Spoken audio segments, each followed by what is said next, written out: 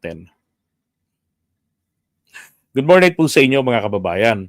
Ah, Pag-usapan natin ito kina Chavit Singson. Kasi alam nyo, may nakita kong post and this was way back January na nagpo-propose na naman siya ng malaking rally na magpapabagsak kay PBBM. Kaya nagkapansin-pansin, bakit po tiwala siya na mapapatalsik ngayon si PBBM? At ang target po nila itong February. Oh, 'di ba? February. People Power 40th anniversary. 'Yun ang nila. Eto ngayon. Dito ko natatawa nung mabasa ko to. Hindi ko to nabasa kasi napanood nung January 5 eh. Sabi niya napatalsik daw ang tatay ni PBBM noong 1986. At ang edad niya ay 68 years old. So parang binaliktad lang yung 1986 Tapos 68. Tapos daw si PBBM apparently 68 years old rin daw. Kaya sigurado na siyang matatanggal na si PBBM.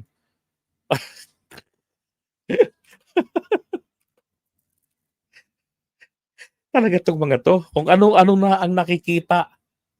'Di ba? Kung ano-ano na. Porke naging pareho na ng edad, 1968.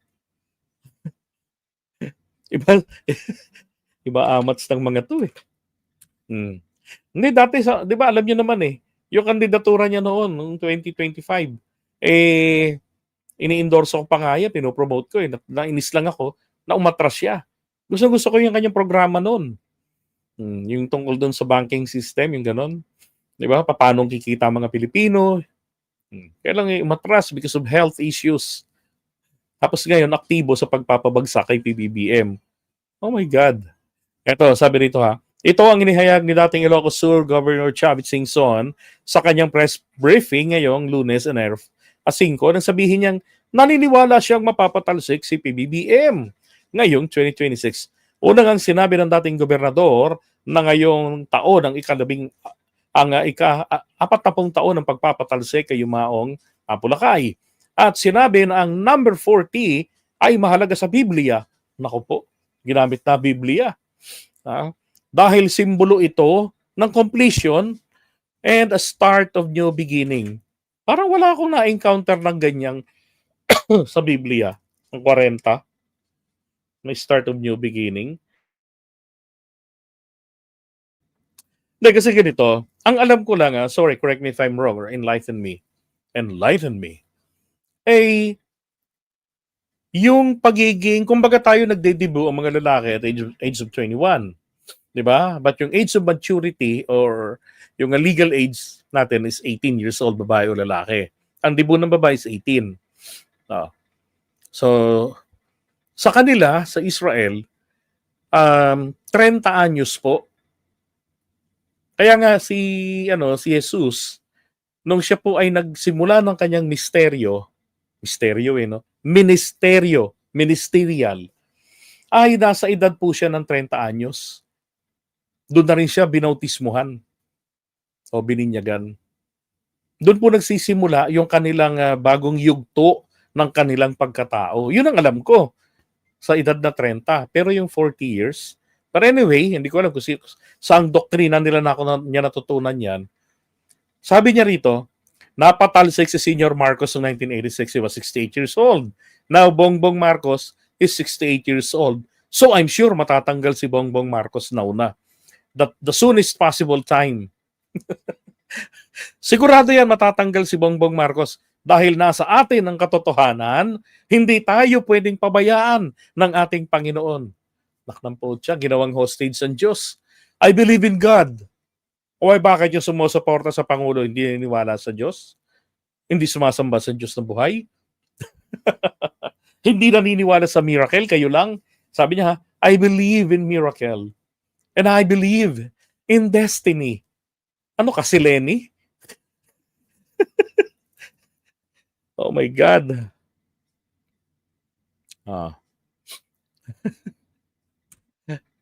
So, actually, may pa-concert pa nga yung People Power na 40 na yan eh. dito sa Quezon City Circle. So ganong ganong big time ang gagawin pagdaraos dito. Mga kababayan, kung ito huy pa-concert sa 21, ibig sabihin, party-party time. Hindi po wartime ang tema, ang emotion sa selebrasyon ng People Power. Diba? Ng ika-48th year. So ang gusto nila hong mangyari ay i-hijack ang selebrasyong ito. Once again, katulad nung September 21. Diba? Na March pa lang, sina Harry Roque, panay ng panawagan, ng ganito, ng rally, ganyan, hanggang mag-September 21, kaya lang sablay. Di ba? Nung sumunod na nagkaroon ng trillion peso march, yung sequel ng September 21 rally 2025, I believe that was November na nagkaroon nun. Di ba nilangaw na? Di ba? Nagrally muna yung mga INC, tapos sinundan ng rally ng mga dilawan, ng mga kakamping, ng mga militanteng grupo, humalo. Di ba? Merong Luneta, merong Edges Shrine. Pero pag pinagsuma total mo yon, it's only like a 7 to 10% lang ng kabuuang bilang ng mga nakilahok nationwide noong September 21. So ngayon, may mga nagsusulong. Yung apo ni Cory Aquino, si Kiko, yung mainitin ng ulo. Na isang graduate din ng political science. Ngayon, nagsusulong sila ng pangatlo. Taputya. Walang kadala-dala. Di ko alam kung kailan nila gagawin, kung isasabay nila dito sa selebrasyon na to. Baka malamang ganun, isabay nila. Yung tragis na yan, mga ka-DDS, baka hindi pa kayo makiisa rito. Ito na ang inyong pagkakataon.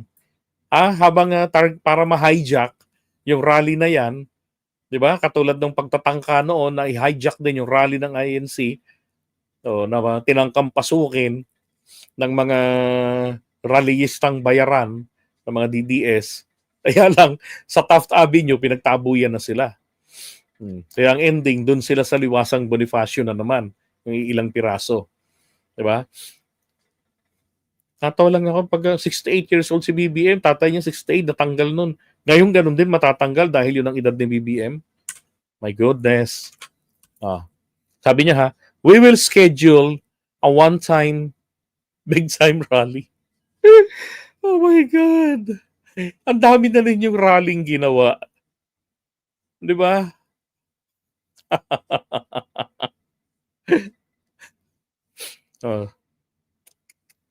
Sabi niya, nakikiusap ako sa lahat ng religious organizations. Alam niyo, yung religious organization. Naalala niyo yung content ko kagabi? Yung kay Leviste.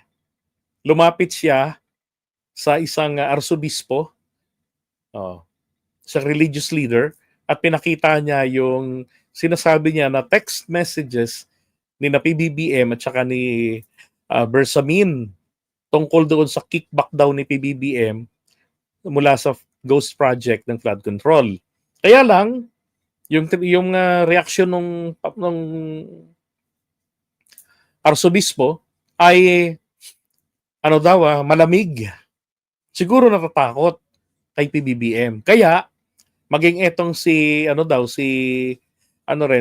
Bersamin ay ayaw na ring lumabas. Maliban na lang daw kung makikita nila at ng arsobispo na may suporta sila ng taong bayan. Baka lumabas na raw si Bersamin. Style erap. Yung taktika, style erap. Hindi na binabase sa katotohanan, sa record, binabase na lamang sa fake news. Dadaanin sa pagdadrama, sa manipulasyon. Kaya lang magkaiba nun tsaka ngayon Noon madali ang manipulasyon ng 1986 at saka yung manipulation nitong year 2000. Nung mapatalsik si ERAP. 2001. Diba? Madali nun. Ngayon, talamak ng SOCMED, widespread na talaga ang SOCMED ngayon. Malakas ng internet. Hindi nagapang mode. Oh.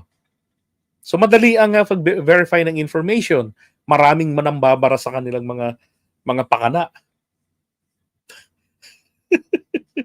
Baka tingin ko mamumulubi kayo sa kakahanap ng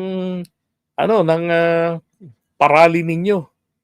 'Di ba? Na magtagumpay kayo. Oh. Yung rally na nga lang ng trillion peso march, yung second nila eh.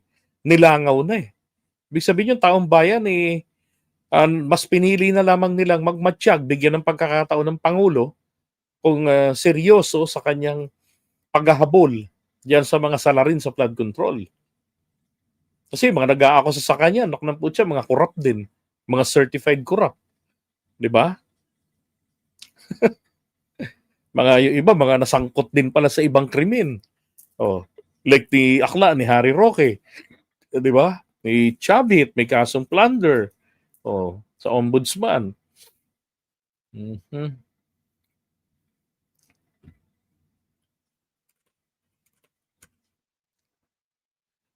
Ay, nako. Pero dito ako tuwan-tuwa eh. Pero palagay ko lang, walang magpapauto rito sa kanila eh. Sabi pa, lahat ng nagmamahal sa ating bansa, lahat ng ayaw sa katiwalaan and corruption. Alam nyo, ako man, ayoko rin naman talaga ng corruption eh. Dumadalo nga ako sa mga parali. Maliban sa rally ng mga DDS tungkol dyan. Bakit? Eh yung kanilang poon, corrupt din eh. Malala rin eh. Di ba? Yung mga nakikinabang sa kanilang paghihirap para mapatalsik si PBBM, mga corrupt eh. Mga markado mga records eh. Oo. Di ba? O, ba't paano papapanigan pa yung mga yan? Alam mo naman, may mga self-vested interest na kinakailangan, mapatalsik si PBBM at ang kapalit, tigil na lahat ng mga investigations sa ganito. Rigo doon sa Senado, di ba? Sa Kongreso, lahat yan, mga kongresista pa naman natin. Yung mga yan, hindi mapagkakatiwalaan yan. If the price is right yung mga yan. Ganon din ang mga senador. So, lalo yung may mga bahid ng korupsyon. Pwedeng ibuli yung mga yon, i-blackmail lang, ibubulgar kita. Di ba? Halos walang politikong malinis sa atin eh. Kasalanan kasi natin, pag may markado sa korupsyon, binoboto pa natin eh. Dapat tinuturuan natin ang leksyon. Di ba? Kung merong gustong tumakbo sa susunod na henerasyon nila, yun ang tangkilikin natin, pero linawing maigi yung akusasyon na nauna. Hindi yung patronage politics, hindi yung sinasamba yung politiko. Tapos tayo nagdurusa. Diba? Kaya talamak yung political dynasty. Diba? Yan ang gusto nilang i-hijack. Tingin ko, lalangawin lang na naman sila sa pang-hijack nila.